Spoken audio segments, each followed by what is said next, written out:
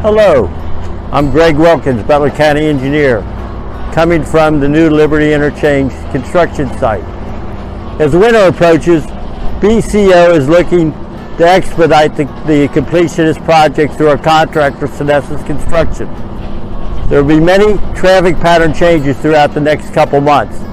Please bear with us as you see these changes. We will keep you informed through our on-site message boards, BCO's website, as well as its Twitter and Facebook page at BCEO News. Our latest update to the Liberty Interchange project is a roundabout on Cox Road will be open in the north-south direction, providing continuous access to Christ Hospital. Construction will continue through mid to late October with the opening of Veterans Boulevard, which will extend to Liberty Way and provide access to Costco. Please be patient with us as we strive to expedite this project, but most of all, be safe as you travel the area.